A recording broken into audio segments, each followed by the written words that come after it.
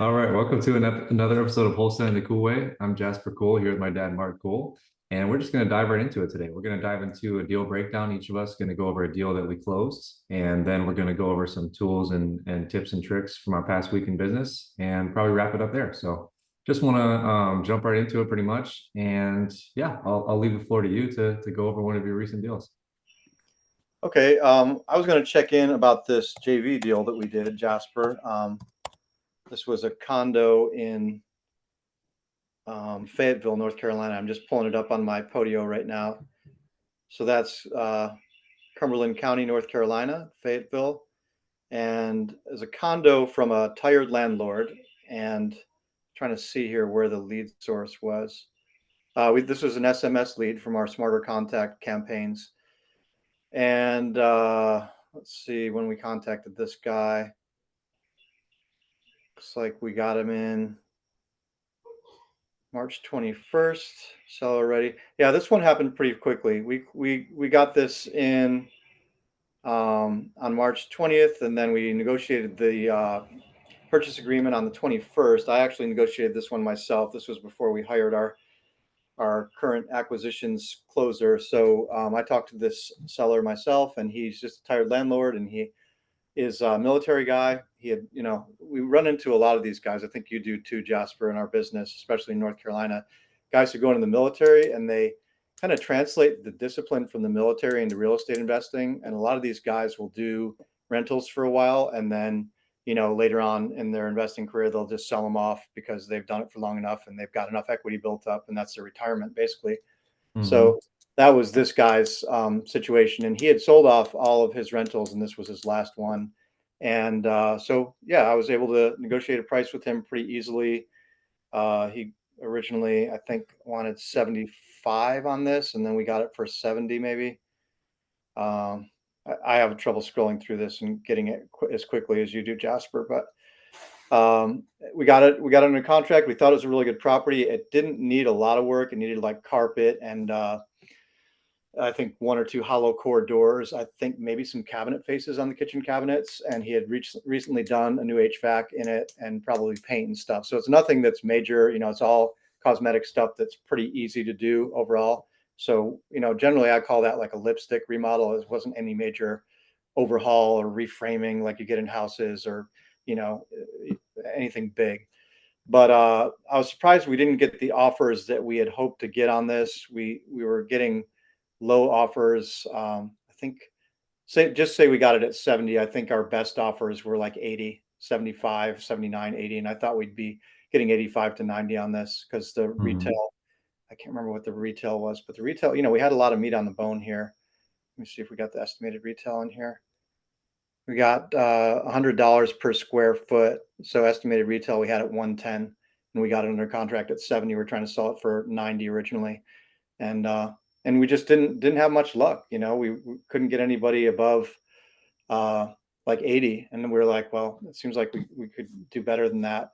But we also wanted to move it because this guy was a really good guy, worked with us. He wanted to close it in 30 days. We wanted to honor him. And so that's when I reached out to Jasper and I just said, hey man, do you have anybody who might want this? And Jasper, I think you didn't really have a lot of, great offers either, right? It wasn't as good as I thought it would be. And you had that same experience, right? Mm-hmm. Yeah. Yeah. And then you shared with me that you had more trouble moving condos than like standalone houses. And I haven't really done condos much. So maybe that's a factor, is people just don't want to deal with the whatever, the HOA and the dealing with an enclosed unit within a building and whatever you have to deal with that. I'd have to learn more about that, but that might be part of a factor because it was in a good, it's in Fayetteville proper and a good starter place for somebody or a single person type pad. But anyway, so Jasper had an offer that would make us around 10 or so, 10 or so thousand, which was, like I said, lower than we thought. No, actually, you had 10, Jasper, right? So that was going to make us five each, you and I splitting Mm-hmm. 10. So I guess our best offer must have been 75 then, because otherwise we would have taken the 10 and said, sorry, Jasper. But, but That's since we all were good. since we were only going to make five anyway, I was like, well, let's let Jasper make five too, so we did it that way. And that was Yeah. fun to do that together Yeah. because, Thank you. Yeah, I mean, it's silly not to, right? Um, so yeah, and I think this closing was pretty smooth. This is when you introduced us to the closing attorney you've been working with, Jasper, and Hmm. they did a really good job on it, right? And we just it was no muss, no fuss. Just got it closed within a week or two, and Yeah. so that's Jasper shared one last week that was kind of a slam dunk, and I think this one was, it wasn't a slam dunk because we were disappointed in. We thought we had contracted it at a good price. We thought we'd be able to make, at least 10 or 15 on it, if not 20,000 on it, and we ended up netting five on it. But it's 5,000 for a fairly easy deal, and we got to share the wealth with Jasper and make 5,000 and do a JV with him. So that's always fun for us to be able to work together. So.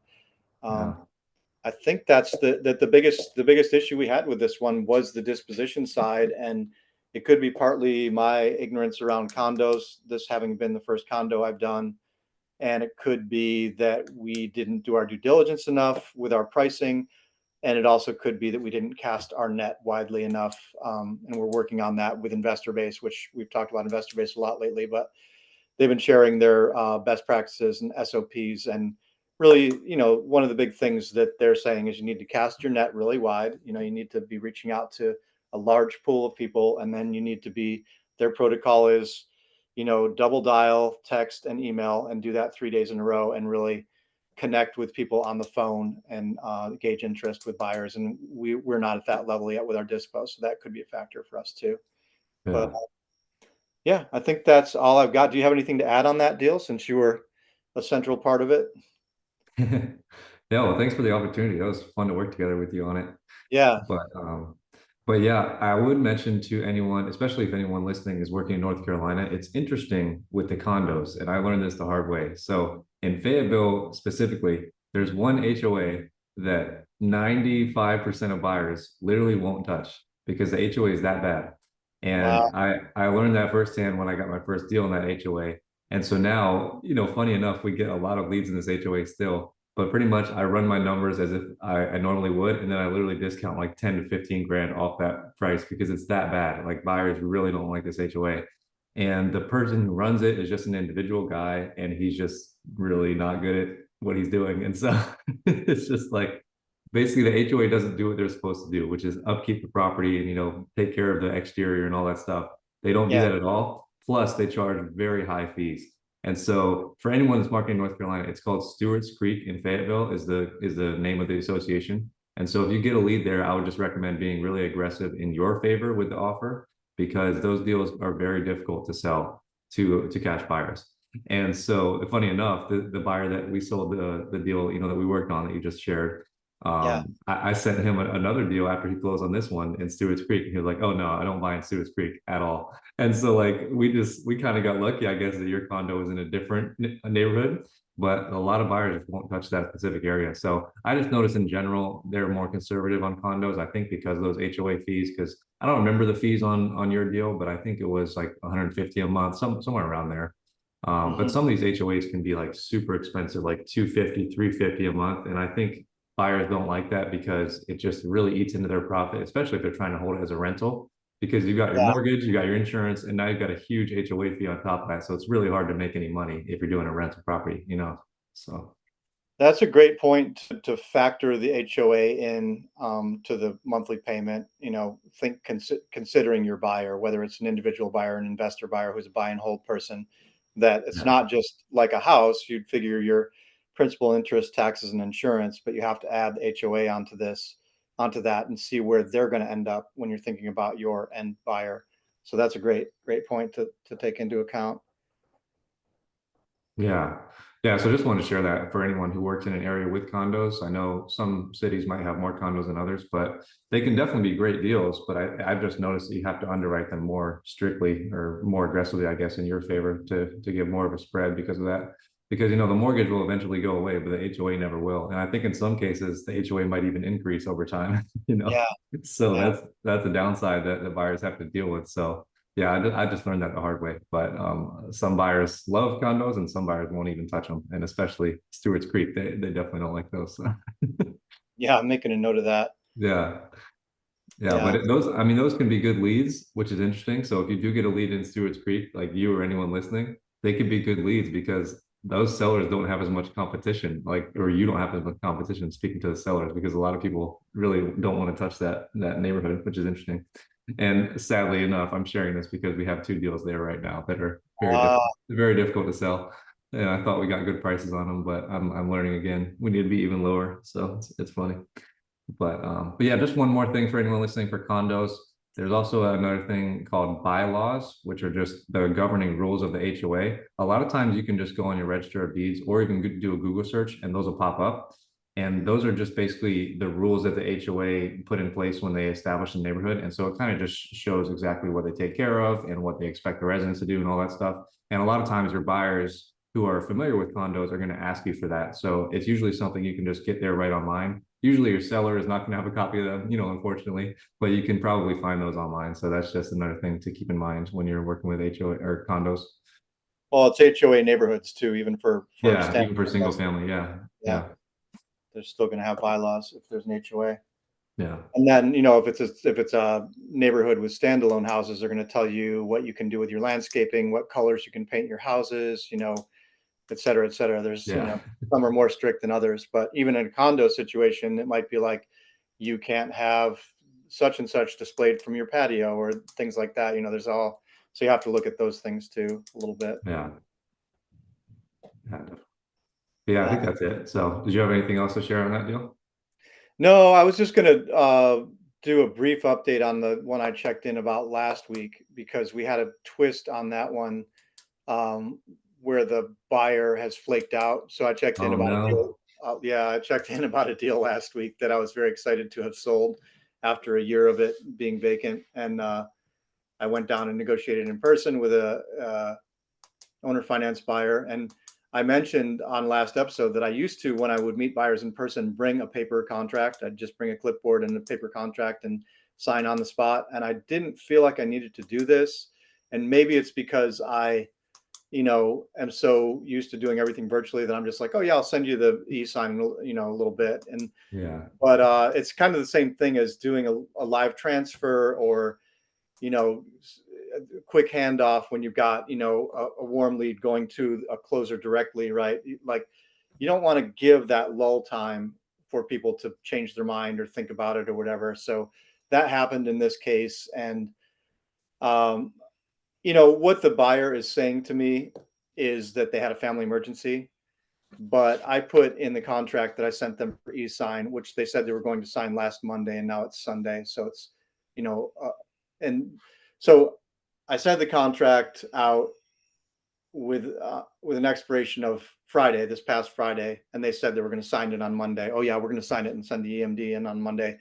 Ask for the wiring instructions and everything, and then they said they had a family emergency, and that's all I've heard from them a couple of times. Oh, we had a family emergency. So on the one hand, maybe they had a family emergency and maybe that's the case. But when I say things like, oh, I'm really sorry, I hope everything's okay, let me know if there's anything, and they just keep saying family emergency, that makes me think if they're not saying, yeah, my uncle or yeah, my grandmother or yeah, this and that, or my kid had an accident, it's just family emergency over and over.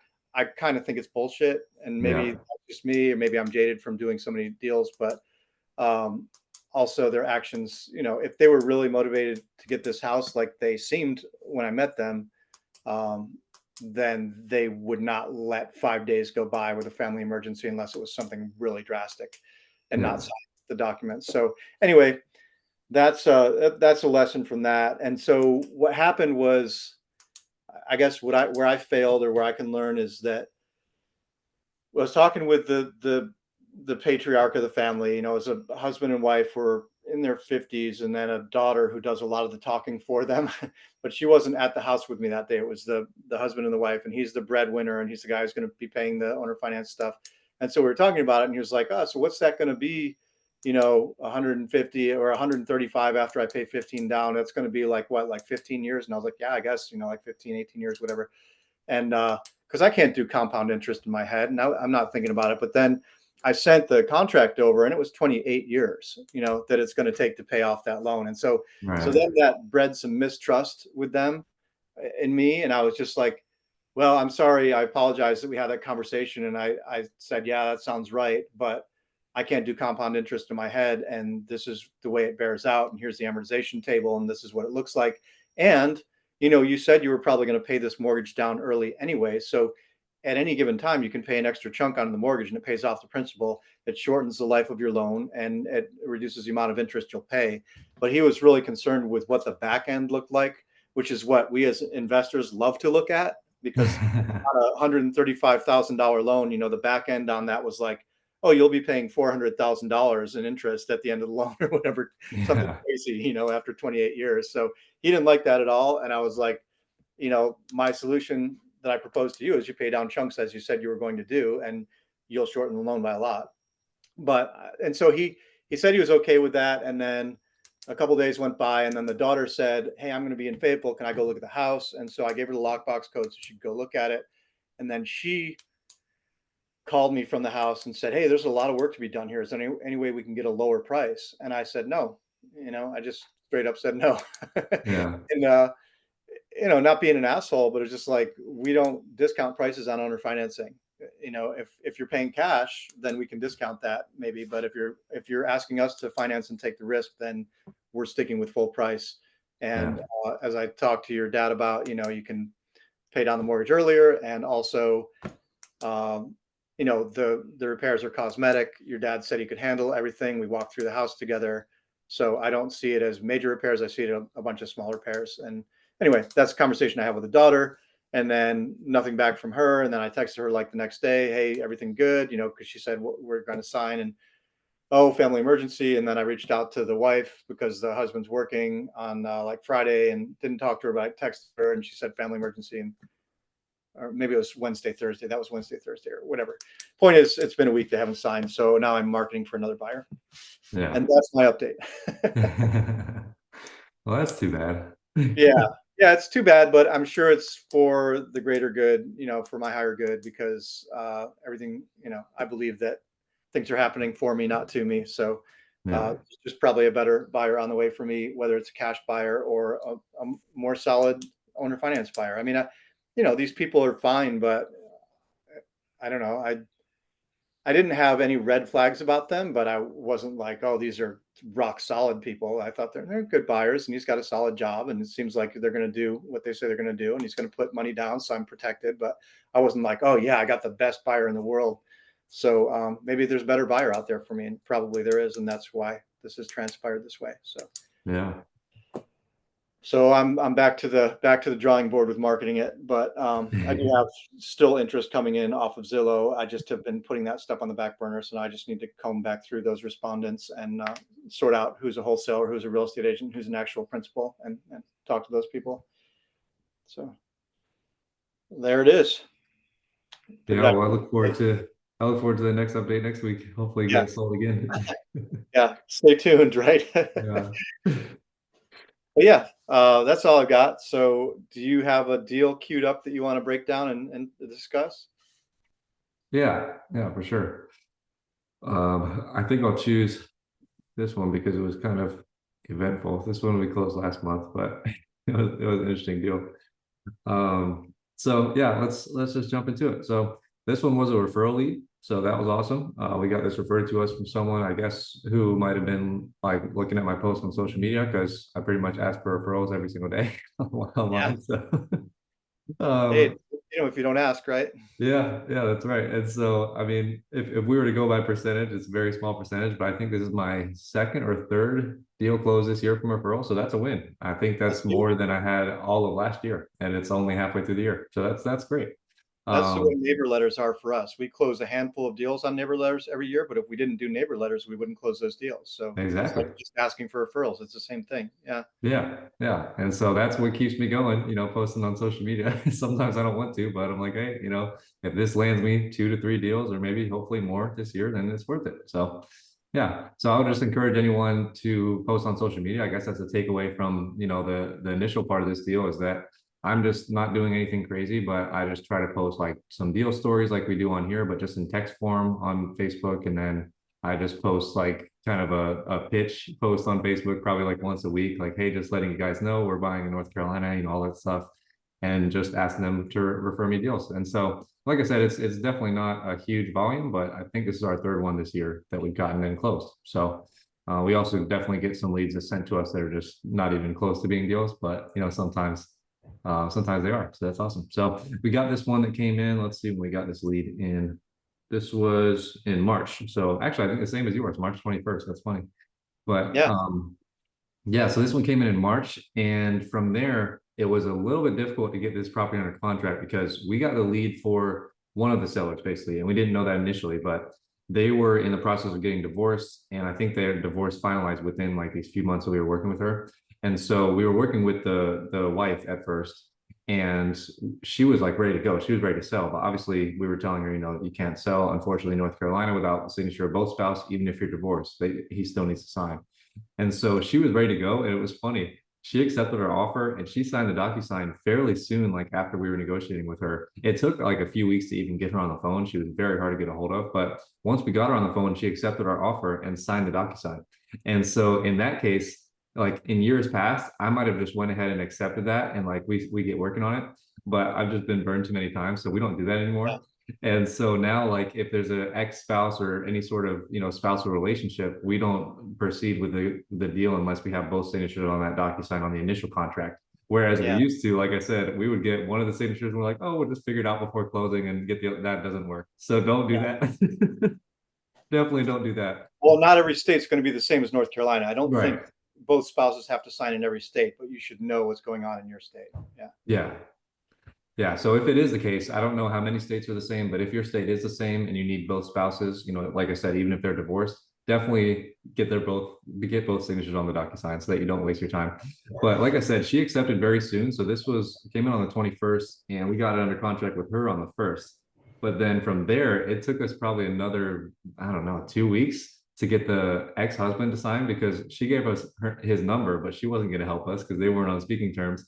And so we kind of pitched it to her anyways. We're like, just give us his information and we'll try to take care of it for you. Like, we don't want to make this a burden for you. We want to try to, keep the communication separate so you don't have to deal with that.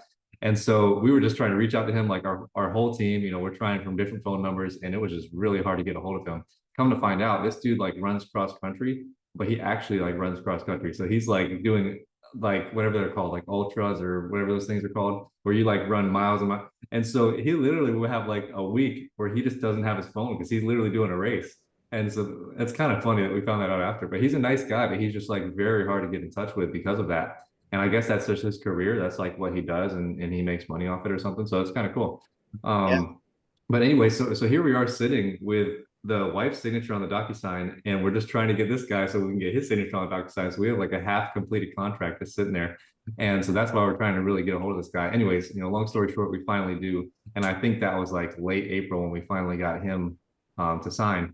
And so then we finally get the contracts. Yeah, so this was on the 22nd. So we got her on the 1st and we got him on the 22nd. So literally took 3 weeks to get like, yeah, literally took 3 weeks to get the fully executed contract. And so then from that point on, it was kind of a little bit more of the same because then now my transaction coordinator is trying to reach out to them and she's having difficulty on both sides, reaching out to the wife because she like works a 9 to 5 and apparently they're just very strict about phone usage for whatever reason. So she would answer the phone and she'd be like whispering in the phone because like, she's not supposed to talk on the phone.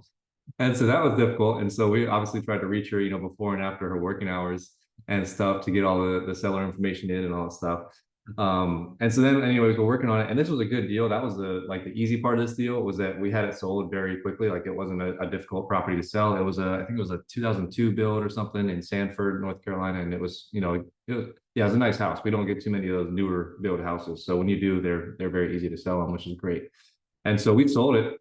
And then we kind of like put the carrot before the horse because we sold it to the buyer, and I think we sold it like mid-May because it took us another 3 weeks to get pictures, like I said, because we couldn't get a hold of these sellers.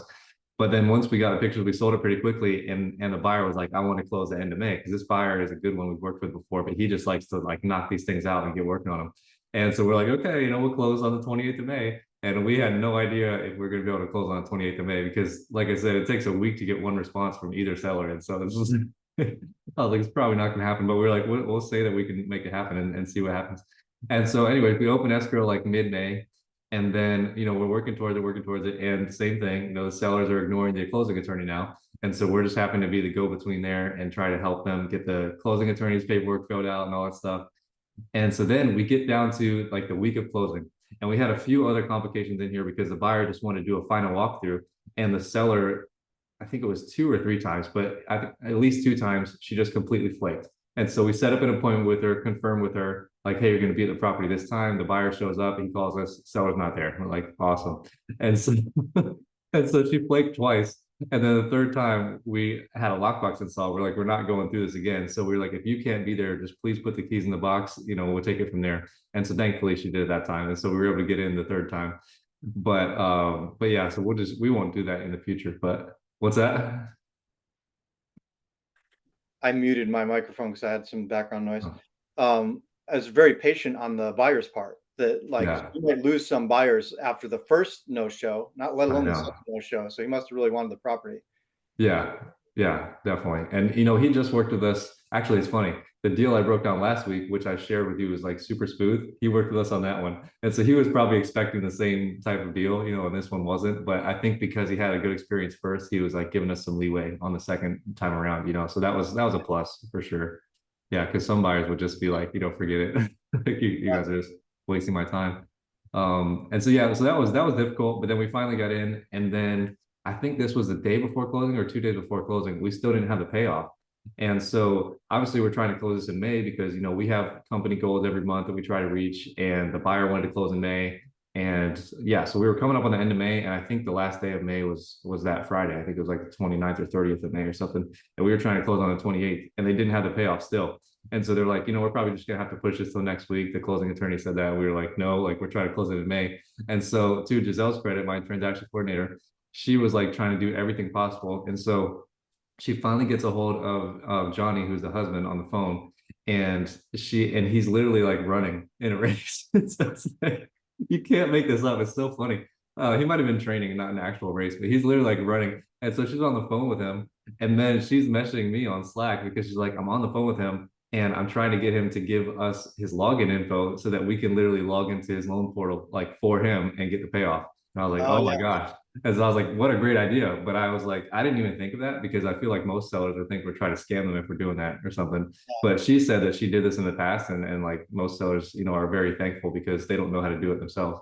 And yeah. so, anyways, so she's messaging me on Slack, and she's like, can you help me with this? Because I don't want to try to log into his loan portal from Bolivia. And then they try to think I'm scamming him or something. And so I was like, yeah, like good idea. And so I probably could have had her use a VPN instead, but we were like kind of under the gun at this point. So I was like, I'll just do it. And so she's literally on the phone with him, and she's like texting me his login, his password, and then it sends him a verification code. And she's texting, so like it was Oh kind of God, fun. while he's running. Yeah. And so it was fun. It kind of felt like we were like doing something illegal or something, but it wasn't. Yeah, But it kind of felt it's, like we kind of had that it's adrenaline rush. mission. Yeah, Yeah. And so anyways, we get in, and then so she gets off the phone with him, and she like gets on a quick Zoom with me because I didn't really know how to do this, and she knew exactly how to do it. So she just walked me through exactly. We get the payoff. They fax it to the attorney within like 10 minutes, and they get the payoff, and then we close the next day. And it was just like nice. it was amazing. Like I was, yeah. Yeah, that's awesome. Yeah, but it was so fun, and we really didn't think we were going to close on time by any means. And then they got the payoff technically after 5 p.m., but the closing attorney we work with is pretty good, and so they turned around, got the HUD. They were still working at like 5:30 or whatever when they got it. They got the HUD to us, and then we closed the next day, and so it was awesome. But That's there was a great. lot of yeah, Really a lot of twists and to turns on that help deal. So, that too. That's awesome. yeah, Above and yeah. beyond. So was that? Above and beyond on her part. I know. Yeah. And then, the top things off for us because of like that service, she definitely did go above and beyond, but they both left us a great review. And the wife, especially, probably the best review we've ever gotten. Like it was just super long and detailed, and it was so sweet. And so that was really nice too to Yeah, cherry on top to close the deal and to get two, not one, but both the wife and the husband left us 5 stars. So that was really sweet. So that's yeah, great. yeah, it made it all worth it for sure. Yeah. Um, Wow. That's a doozy. Yeah. Yeah, it was one of my most eventful deals in a while for sure. So, but in a good way. Like it wasn't terrible, it was kind of exciting. So yeah. Yeah. I think it just illustrates persistence and creativity, right? Which are two important parts of getting deals done. high Yeah. level problem solving, which a lot of real estate investors will say, we're just high level problem solvers, but that Yeah. takes a lot of persistence and some creativity to get that handled in a timely way. Definitely. Yeah. Yeah. So I was Really just, cool that you got it in under the wire too in May. I know. Yeah. We got to close it. We got to close on the 28th. So we got to hold true to the buyer and close on 28th, which was great. So that was awesome. Which is also the beginning of a holiday weekend, which makes it even harder Yeah. to close. Yeah. Yeah. Everybody's trying to get out of town. Exactly. So yeah, a lot of things were kind of working against us, but yeah, we got to close on time. So that was awesome. Sweet. So yeah, but that's my deal story for this week. So I guess the takeaways, like you already shared, were I don't need to recap that, but the other takeaway is just to post on social media if you can. Just try to do once a day. That's what I try to do, and so it's something I never did in the past, but I started doing it. I don't know, maybe like 6 months ago, and it's working. Like I said, it's not anything crazy, but closing 3 deals a year, old me would have loved doing that, and it's free technically. So yeah. Yeah, You that's just pay, great. make sure you take care of your people, give them a referral fee, but it's free up front. So there's no money up front. So Yeah. yeah. But What's yeah. the you list your referral fee right in your post, don't you? Or you have it on your email signature, like we pay X for referrals. Yeah. You Yeah. list a flat fee? Or we pay, do you give a range? Yeah. So I changed it this year because I was asking for it so much. I just wanted to make it flat across the board so there's no confusion. And so yeah, now we're just doing 3%.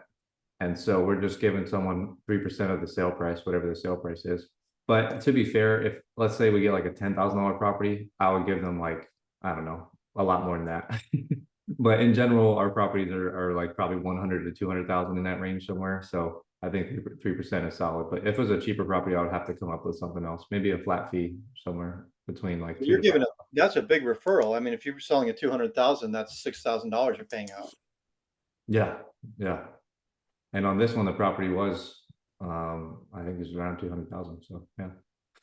And you're able to pay that out and still make a profit. Yeah. Yeah. So obviously when we get these deals, now that we're offering 3%, we have to, be sure that we can, do that and make a profit on our end still. But yeah, I just came up with that. I might change it, but for now I think that's good. I think it's incentivized on both ends to where they're getting, a good referral fee, but we're still able to make money. So yeah. You could do $1,000 or 3%, whichever is greater also. That Yeah. would cover the lower price deals. Yeah. Yeah. But yeah, that's So a nice referral fee. yeah. So if anyone's interested in North Carolina, send me your deals. Yep. Um, but yeah, so that's my deal breakdown. And after that, we were just going to break down a couple tools from the past week. So I'll let you kick it off with that. And I just had one that I was going to break down too. So yeah. Okay. Well, we mentioned that we're in the realm of hiring VAs. We've done an episode on hiring VAs, so we've detailed a number of tools there from free to paid to higher cost. But Jasper actually turned me on to Scale Army, and so I onboarded with them this past week. So I was just going to touch on my experience of that a little bit. The way they onboard you is you do an initial meeting, and they sort of fill you in on how the company works, and they have you do. I did a preliminary job description prior to jumping on the call, so that we already hit the ground running. They just said like, "Hey, can you give us, some bullet points on what you're looking for in a title?" And so then they already had that inputted in their system, and then we talked about the role that I was looking for first, and just talked about what my criteria were, and then the rep that I talked with ran me through how their company works, and you know just the basics of working with them. And then she gave space for Q&A for me to ask her any questions, stuff like that. But Nice. I found her to be super professional and just great energy.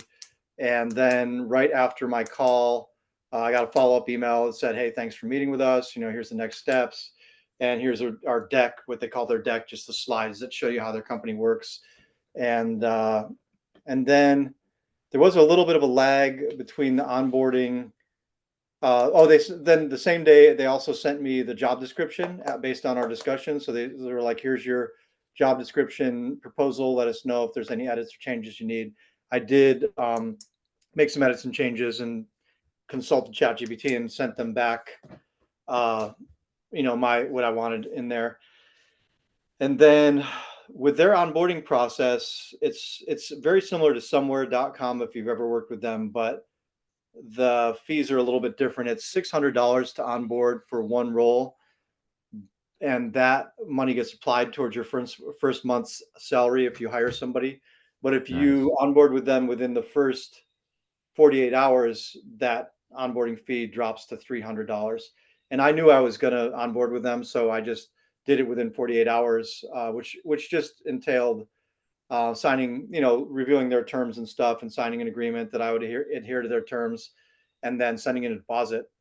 And that was all. That was e-sign, and so that was easy. And then the next step is they hook you up with your case manager or whatever they call it. I don't think it's called case manager, but your specific person who's going to manage your job and interface you with applicants and stuff. So that's my next thing, is to do a brief call with that person if I want to and just clarify things.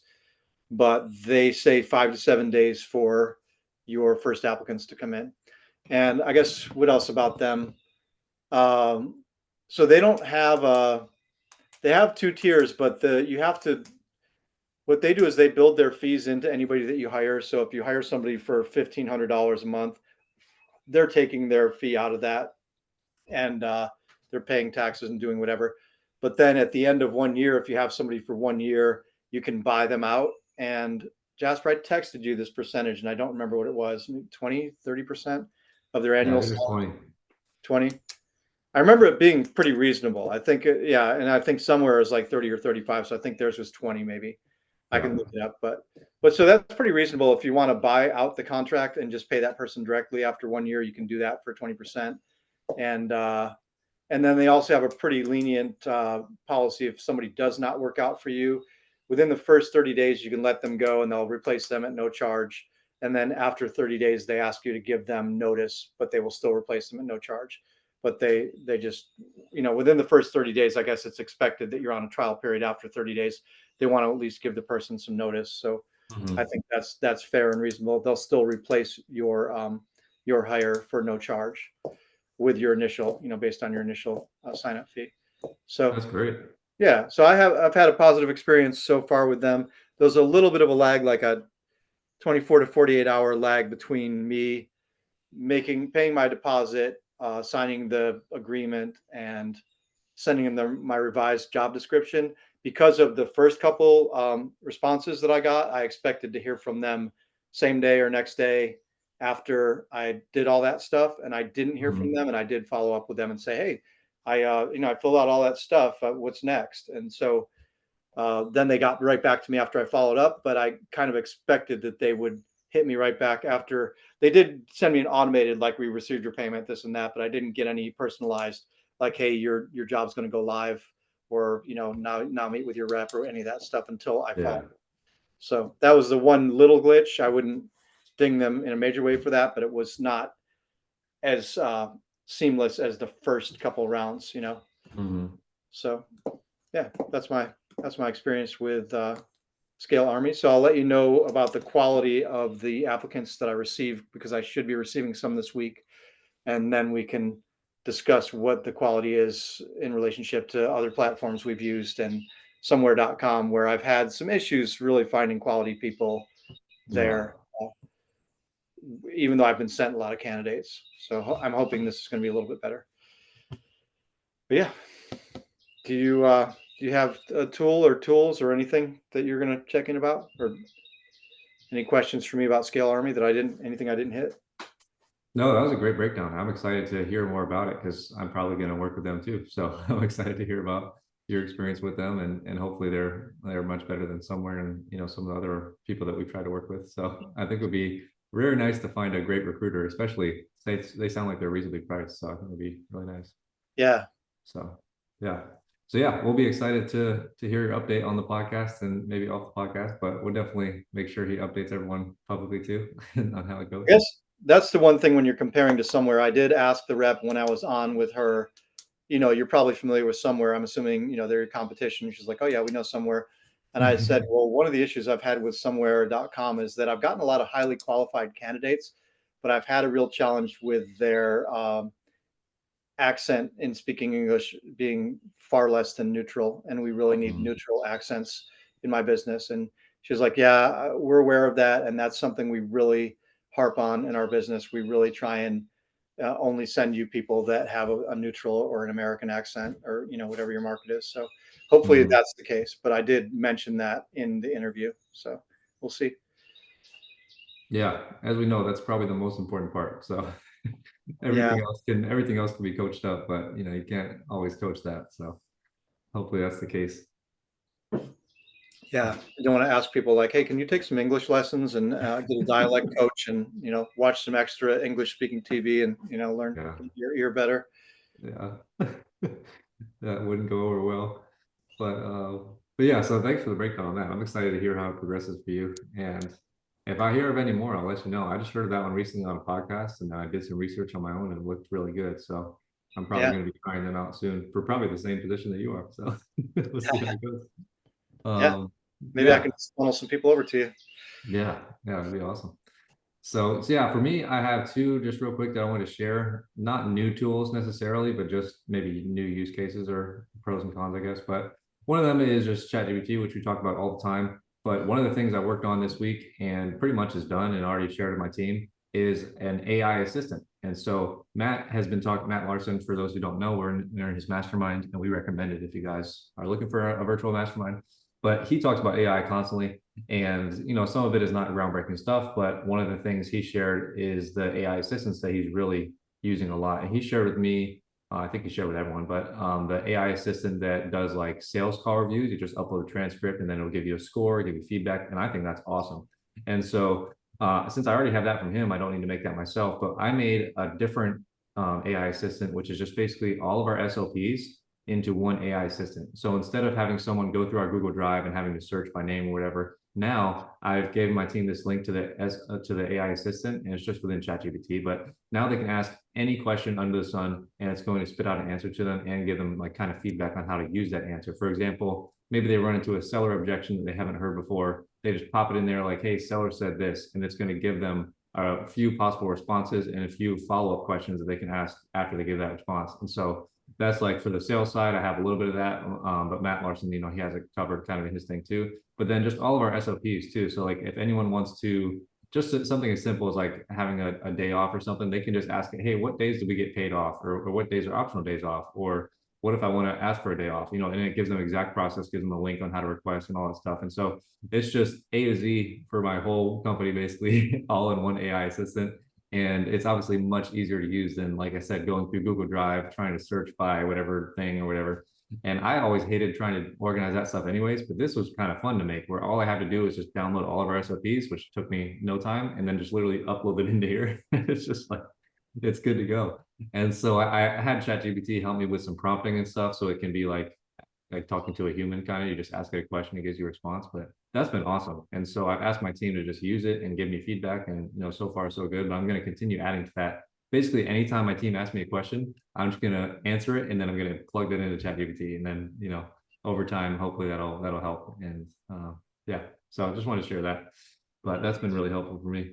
Is it easy to, like, now that you've uploaded all your SOP documents, in the case you just said, if somebody asks you a question that's not in there, do you just add that answer and question individually, or do you add it to the document and re-upload the document, or are you compiling a document with these questions that you'll upload separately? How does that work?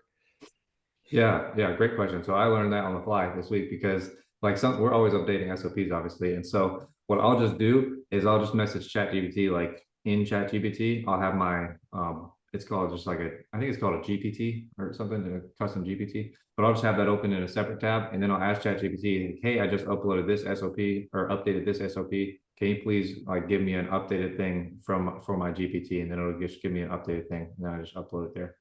So that's how it's doing that. So you just tell it, and then it gives it to you, and then you upload it to your GPT. You Yeah. just enter in what you're adding, Yeah, and and so you can either copy and paste the text, or you can ask ChatGPT to take whatever you just gave it and export it as a PDF or a doc, and then you can upload a doc in there too. So either way. But yeah, if it's something where like you're totally overhauling a department, for example, you might want to just delete the one you already uploaded and re-upload a whole new one. But if it's just a minor tweak, they can help you just edit the text that was already in there with the added update, and then you can add it in there. So that's pretty That's cool. really cool. That's great. Yeah, I mean, it makes it so much easier, like you said, because for different personality types, people learn different ways and stuff. But with something like that, that's pretty universal. You just say, "Here's my question," and it answers you, and yeah, you have yeah, to like get your brain around. Well, what search term should I use in Drive to find the thing I'm trying to find? yeah. Yeah, Yeah, and so we're just working on that. Obviously, I just rolled it out this week on our weekly meeting, but basically anytime they ask me a question in Slack, I'm just gonna like show them how easy it is to do it in ChatGPT, and then over time I think we'll adopt it. So I think that'll be good. nice. That's great.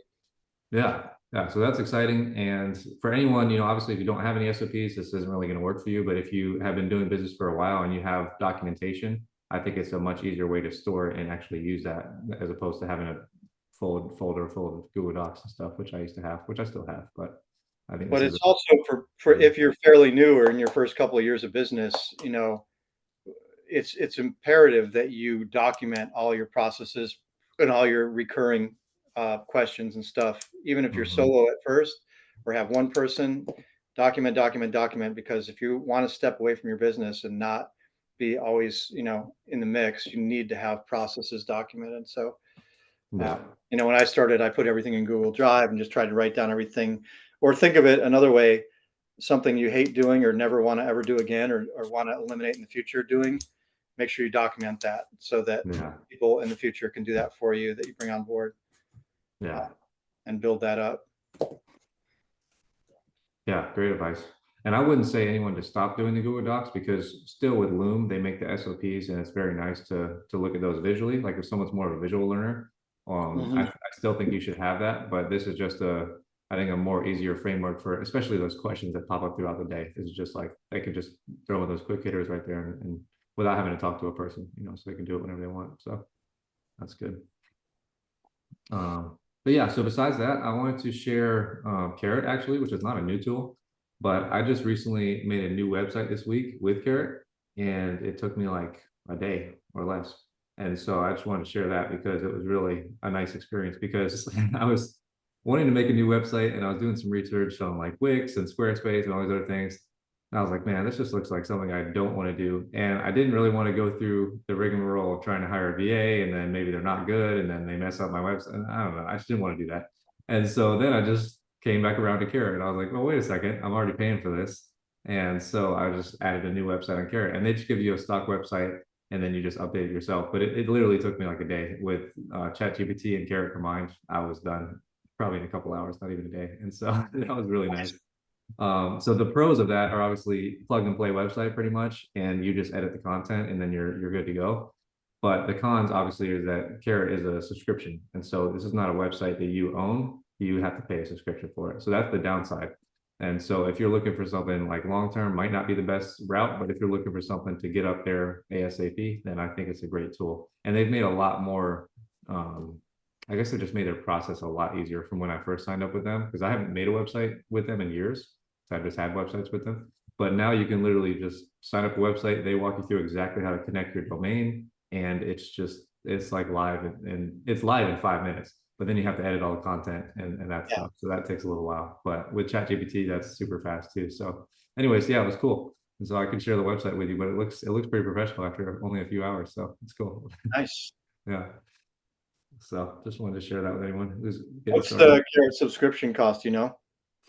I am grandfathered in. I think it's more expensive now, but I pay $100 a month, and I think now it's $130 a month or something like that. It's a little bit more expensive, but with that, you get 3 websites, so you can use 3 different websites. So Yeah, that's yeah, not bad. yeah, and apparently these websites are like optimized for SEO and all that stuff. So I'm still learning about all that, but yeah, apparently these are good for that. Yeah, that's important for inbound traffic. Yeah. So yeah, think that's about it. Do you have anything else you want to go over before we wrap it up? Uh, I I was going to mention briefly Facebook Marketplace because it's a good place to find individual buyers, and we've been using it for years, especially for some of the vacant land lots that are rural and harder to sell. But one thing I want to mention is that the Facebook's been really cracking down on having other users manage your account. I don't know if you've run into this, Jasper, or if you just manage your own account, but I've had VAs managing my Facebook for a couple of years now, and it's been okay. But then I got blocked from Facebook Marketplace, and so did my brother Derek, who does Dispo for us. Oh And no. yeah, and so we're banned, and because we didn't follow their community standards, and they'd never give you specifics on what that is. But then Derek's account came back up because he appealed it. And then we made sure we used a really high quality VPN for the guy who was managing it, and it still got banned again. So I Oh think no. now Facebook has some sort of algorithm where they can even detect VPNs and locations and see through a VPN. So just letting anybody know, if you're relying on Facebook Marketplace to find buyers or to do business, be really careful with having other people manage your account, and maybe don't let people from outside the US manage your account, because that seems to have been what's caused us to be banned. And yeah, that's all. Just want to mention that. Yeah, that's a great point. I'm still banned, so I've never been able to get my account back up, but it's too bad. I've got to pause for a second. Sorry. Yeah, I was just saying that I was banned on my account and I wasn't even using a VA to manage it. And so I'm not sure. That's what I wanted to share with you just real quick, but I'm not sure if it's the VA piece or if it's something about selling properties on marketplace that they don't like, because that's what I Yeah. was doing, obviously, same thing. And I got banned. And I got banned the first time and I did the appeal process and I got back up and then I got banned again. So it's Yeah. like, So maybe it is just selling properties. Yeah. yeah, and so I wonder if it's like, they call it like quote unquote Karen, like people that don't get our deals if they're complaining to Facebook because they didn't get our deal. That's what I thought at least when I I think got banned. people flag you. People just flag you Yeah. as scam. Yeah. And they're just And being so maybe jerks. they're flagging us as spam because they didn't get our deal, because we're not real estate agents, something like that. And so that's what I thought it was. But it could be both. It could be the VPN thing too. But I just want to share my experience because they're definitely, like you said, they're very strict about that stuff. So, I mean, if you are listing deals on there, just make sure it's not your only strategy to sell deals and just be careful, I guess. I mean, yeah, you never know. Yeah. And I'm looking into nextdoor.com, because you Hmm. can actually get a business account at nextdoor.com, and you can post in those community threads. So I'm going to research that, and I'll let y'all know what happens with it. But I'm looking at that as an alternative for those deals where you might need different eyes on them, or it's for an individual buyer, or it's different, more hard to sell. That's not really good English, but Yeah. Yeah, that's a great point. That's a great idea. So let us know how it works. yeah, And for those of you that might be banned on Facebook already, Craigslist is still a good alternative. And so you can always use Craigslist. yeah, And if anyone's listening that does know how to get your account unbanned, then DM both of us because I need yeah, help with that. So yeah. But yeah, with that, I think we'll wrap it up right here. And so I hope everyone got value today with our deal breakdowns and tools and everything. And drop any questions that you want us to address in the next episode. And we'll look forward to the next one. Thanks for yeah. listening. So long.